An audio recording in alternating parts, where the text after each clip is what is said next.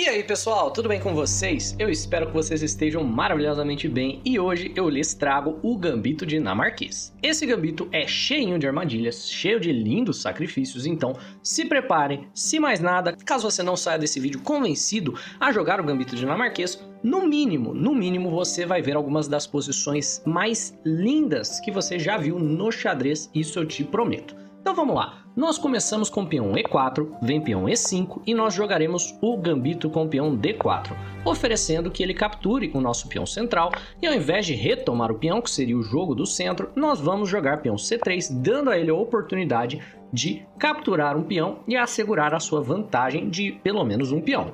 Ele captura e nós jogamos bispo C4. E ao jogar bispo C4, você oferece ao nosso adversário a oportunidade de capturar um segundo peão, tomando em B2. Nesse caso, você vai desenvolver o bispo e vai colocar os dois bispos lindos em diagonais longas e é muito difícil para as pretas desenvolverem logo de cara. Nosso bispo de B2 bota pressão no peão de G7, então, por exemplo, ele já não tem como tirar esse bispo de maneira confortável sem pendurar o peão e posteriormente a torre.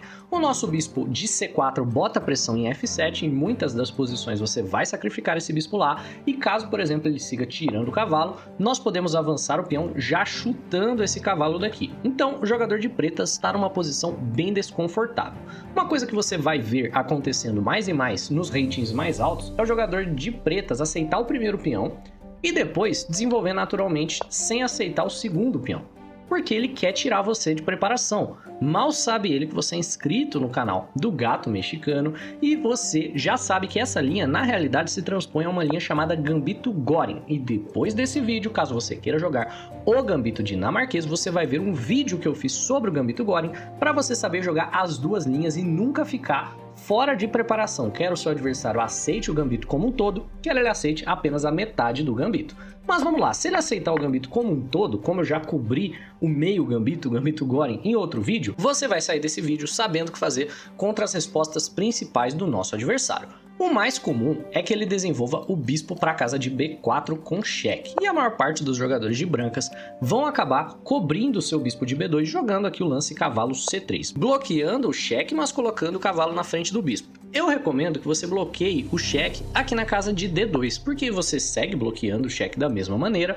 no entanto você mantém esse bispo aqui totalmente ativo na longa diagonal. E aí o nosso adversário vai seguir com o cavalo F6, ameaçando o peão porque o defensor dele, nosso cavalo de D2, está cravado no momento. Nessa posição você pode seguir com a sequência bispo por F7 e depois dama B3, dando um duplo no rei do nosso adversário e no bispo dele que está na casa de B4. E essa é, na realidade, a sequência de lances mais jogadas da base de dados. Essa posição é ok, caso você queira jogá-la de brancas. É uma posição que leva a uma taxa de vitórias positiva para o jogador de brancas, porque o oponente vai ter que jogar com o rei no centro, provavelmente vai errar em algum ponto aqui a partir dessa posição. No entanto, não é o que eu vou recomendar. Eu vou recomendar que você faça o avanço do peão quando ele jogar o cavalo F6, ao invés de sacrificar o bispo direto. E esse avanço do peão vai ser um lance muito comum que você vai fazer quase toda vez que ele jogar o cavalo aqui para F6. Quando você joga peão E5, você dá ao nosso adversário algumas escolhas difíceis, porque ele não tem uma casa boa para colocar esse cavalo. Imagine, o cavalo não quer voltar para G8, isso seria completamente terrível, é como se o jogador de pretas estivesse arrumando as peças de novo para o próximo jogo e desistindo da partida. Mas ele também não pode vir para a casa de H5, G4 ou D5, porque são todas casas que nós controlamos. Só sobra para ele a casa de E4 e agora sim, aquela tática que eu falei para você não fazer mais cedo funciona e funciona muito melhor. E você já vai entender por quê. Porque ao jogar o bispo por F7, rei por F7 e dama B3 cheque, o nosso adversário vai bloquear esse cheque da maneira que ele bloquearia na outra linha, com peão D5. A diferença é que dessa vez nós possuímos um peão aqui na casa E5 que pode capturar en passant, e é isso que o nosso adversário não está esperando. Ele está esperando dama por bispo, porque toda a razão de você ter feito essa manobra é para tomar o bispo, certo? E é uma posição beleza de você jogar, é uma posição que vai levar a uma certa vantagem posicional do seu adversário ter que jogar sem o roque em troca do peão gambitado. Você recupera um dos dois peões que você gambitou ao capturar o peãozinho que estava em F7, mas se você seguir tomando en passant, Na realidade, agora nós vamos igualizar o material da posição e nós temos um ataque fortíssimo aqui, com uma sequência de lances que eu te garanto vai fazer o seu adversário te reportar no final da partida, pensando que ele tá jogando contra alguém que tá roubando. Não é o caso. Fale pra ele, pô, vai ver esse vídeo aqui do Gato Mexicano, deixa o like e se inscreve que você vai começar a jogar como eu, com os mais lindos sacrifícios. Ele vai jogar então Bispo E6, é um lance mais natural para bloquear o cheque com o tempo na dama, e agora sim você pode tomar o bispo dele da casa de B4. O natural para ele agora, uma vez que o cavalo está atacado, é trocar esse cavalo aqui pelo nosso cavalo de D2. Não faz sentido para ele voltar o cavalo e manter o rei dele no centro ou dar uma chance de nós capturarmos aqui em C7. O que ele não sabe é que capturar o cavalo de D2, que é o lance mais comum, inclusive é um erro, porque nós não vamos tomar o cavalo de rei, nós não vamos tomar o cavalo de dama, nós vamos seguir com uma sequência de lances aqui lindíssima. Nós vamos jogar dama F4 cheque com o intuito de defender o nosso peão. Tendo em vista que depois que ele movimenta o rei para qualquer casa que seja que ele movimente esse rei, seja para G8, seja para E8, a casa mais comum é a casa aqui de G8, nós podemos capturar em C7 dando um duplo na dama e no cavalo do nosso oponente. E o cavalo dele que nós podíamos capturar, nós seguimos podendo capturá-lo. E ele não tem como sair dando cheque, ele não tem como sair tomando nada. Na realidade, agora nós vamos vencer uma quantidade muito expressiva de material, seguindo lances totalmente naturais por parte do nosso adversário. Ele vai jogar aqui dama E8, é o lance mais comum, tentando preparar algum tipo de ataque descoberto com esse bispo aqui de E6. E você estaria bem caso você capture o cavalo dele, promova para dama, e beleza, uma posição tranquila, nenhum cheque descoberto aqui importa, porque você pode tomar a dama dele na sequência. Então é uma posição vantajosa, definitivamente uma posição vantajosa para as brancas. Mas aqui tem uma sequência que você não vai acreditar. Ao invés de tomar o cavalo, você tem um lance intermediário, que é lindo, maravilhoso, que é o lance dama E5, ameaçando o checkmate ali em G7 e parando qualquer palhaçada que ele poderia ter com o cheque descoberto. Além do mais, você está cravando o bispo aqui, a dama do nosso adversário. E depois que ele defendeu o checkmate, que a maior parte das pessoas acho que nem vai ver que está sendo ameaçado, jogando algo como dama F7, agora sim você vai lá e toma o cavalo promovendo para a dama, e você tem uma posição total e completamente ganha com lances lindos e maravilhosos. E se você venceu uma partida fazendo essa sequência de lances, ou pelo menos algo muito parecido, você tá me devendo o seu like nesse vídeo, você tá me devendo voltar aqui e se inscrever no canal se você ainda não se inscreveu. Beleza? E agora nós vamos dar uma olhada em algumas outras variantes que seu adversário pode jogar caso ele não siga por esses lances mais comuns. O bispo B4 é de longe o lance mais comum e você vai seguir em alguma linha bem parecida com aquela que nós jogamos. Mas e se ele joga o cavalo F6 direto? Se ele joga o cavalo F6 direto, o E5 vai ser o lance mais claro e tranquilo para você jogar. Chutando o cavalo, esse lance é forte por todas as razões que nós já discutimos. O cavalo voltar para G8 é completamente terrível para ele. Então ele vai provavelmente jogar o cavalo para E4. E esse lance aqui parece perder na hora, porque nós teríamos, por exemplo, dama D5. No entanto, não funciona, viu? Dama D5, que é o lance mais comum para as brancas aqui, ameaçando o cavalo ao mesmo tempo que ameaçam o checkmate, na realidade ele pode ser defendido por cavalo G5, e se você ameaçar esse cavalo de alguma forma, seja com F4, seja com H4, o cavalo pode vir aqui para a casa de E6 e se plantar na defesa do checkmate, e o jogador de pretas tem uma posição super tranquila de se jogar. Então, ao invés de você jogar o óbvio, depois do peão E5, cavalo E4, aqui existe uma sequência muito bonita que você pode jogar, que é a sequência bispo por F7, e depois que o rei captura, você segue dando cheque, ou na casa de D5, recapturando o cavalo na sequência, então o rei dele vai se esconder aqui em E8, você vai lá e captura o cavalo, e você tem uma posição estrategicamente muito mais fácil de se jogar de brancas por conta da sua vantagem de espaço, a sua vantagem de desenvolvimento, enquanto o jogador de pretas vai ter que jogar correndo no centro, já perdeu o roque. Outra sequência que você pode jogar é a sequência com dama F3 cheque, falando para o seu adversário voltar o cavalo para F6 para que você possa retomá-lo. E agora o rei do seu adversário está mais centralizado do que ele estava ainda,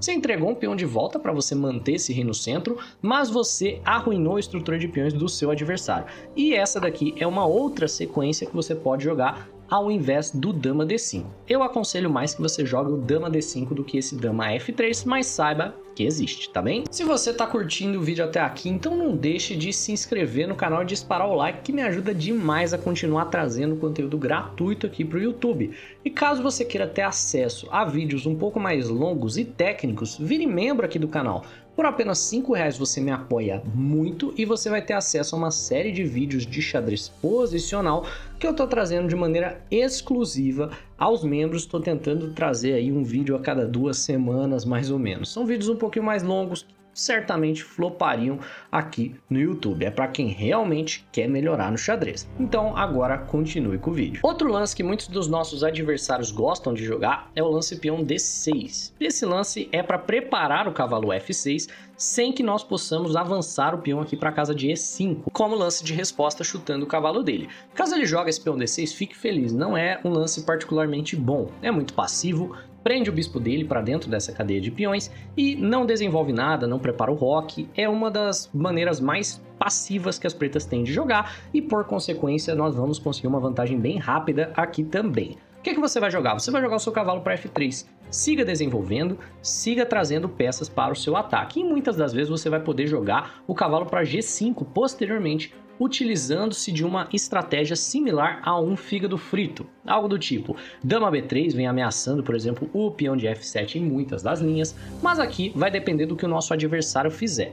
O lance mais comum para as pretas é jogar bispo E6, provavelmente porque ele tem medo dos vários sacrifícios em F7, que você acabou de ver que são super temáticos nessa posição, mas aqui o jogador de pretas está assumindo uma desvantagem muito grande ao tirar o bispo de sua casa inicial, porque ele enfraquece muito o peão da casa de B7. Aqui nós podemos simplesmente tomar o bispo dele e posteriormente dar um duplo aqui nos 2 peões com dama B3. Estamos ameaçando o peão de E6, estamos ameaçando também o peão de B7, nosso adversário tenta defender ambos com dama C8, mas basta nós ameaçarmos esse peão uma segunda vez que ele cairá. Então nós temos aqui o lance cavalo G5 e nós estamos recuperando o material que foi sacrificado, mas com juros, porque essa posição aqui já é muito superior para as brancas. Seguindo na linha, ele vai muitas das vezes jogar o lance rei E7, porque ele tá doidinho na defesa do material dele. Os jogadores de nível iniciante são absurdamente materialistas e aqui ele tá jogando com o rei no centro, já abdicou o direito ao roque, ele acabou de bloquear o próprio bispo, acabou de bloquear o próprio cavalo e se a gente for fazer uma avaliação aqui da posição, o computador já dá 3 pontos de vantagem, quer você simplesmente ignore o que está acontecendo e faça o roque, quer você avance o peão para a casa de E5, ou quer você siga sacrificando o cavalo aqui na casa de E6, tendo em vista que caso ele capture de dama, vai cair na sequência o peão de B7 e posteriormente a torre do nosso adversário. Então você tem aqui mais uma posição ganha em pouquíssimos lances. E se ao invés de jogar o bispo E6, ele jogar o bispo dele para a casa de G4, cravando o nosso cavalo? Esse também vai ser um lance errado por conta dos vários sacrifícios temáticos que nós já vimos. Ele tá fazendo isso porque ele tá desesperado para trocar peça. Tendo em vista que ele tem 2 peões, se ele sobreviver até um final de jogo, a vantagem é dele. Mas não é essa a mentalidade que ele deveria ter para sobreviver. Ele deveria estar jogando de maneira muito mais ativa, colocando suas peças em boas casas, não jogando de maneira tão responsiva assim. Nessa posição você tem uma linda sequência, que é a sequência bispo por F7. Quando o rei captura, parece que você não tem nada, porque se você jogar o descoberto cavalo G5, ele vai simplesmente capturar o cavalo, defendendo o próprio bispo e você sacrificou por nada. Mas por conta da configuração da posição aqui, o peão de D que está defendendo a casa de E5, na realidade não está, porque o peão está cravado à defesa da dama que está solta na posição. Então você segue com o cavalo E5 cheque, dando um duplo no rei do nosso adversário e no bispo dele e recuperando material sacrificado, tirando o roque do nosso adversário no processo. E mais uma vez nós temos uma posição muito superior para as brancas em pouquíssimos lances. E por último nós vamos dar uma olhada no que você vai fazer caso seu adversário jogue outro lance que é comum, cavalo C6. Esse lance é um pouco contra-intuitivo e você vai vê-lo com maior frequência se você estiver jogando em alto nível de jogo, Por que contra-intuitivo? Porque o jogador de pretas claramente quer tirar o seu rei do centro e fazer o rock, então por que ele começaria desenvolvendo as peças da ala da dama? Pois é porque ele gostaria de jogar o bispo B4, mas ele sabe que se o bispo vier para B4 desdefendido, existem aquelas táticas de bispo por F7 e posteriormente dama B3 recuperando o material. Agora, se tem um cavalo aqui em C6, o bispo vem para a casa de B4 com uma defesa e os sacrifícios em F7 deixam de fazer sentido. Esse lance aqui é provavelmente uma das respostas mais fortes do seu oponente e nós vamos aprender agora como lidar com ele. Eu recomendo que você siga desenvolvendo normalmente com o cavalo F3, ele vai jogar o bispo B4, é a razão dele ter jogado o cavalo C6, e agora ao invés de você defender com o cavalo em D2, você vai defender com o cavalo em C3, porque eventualmente você gostaria de trazer esse cavalo para a casa de D5 para armar uma outra armadilha aqui dentro dessa posição.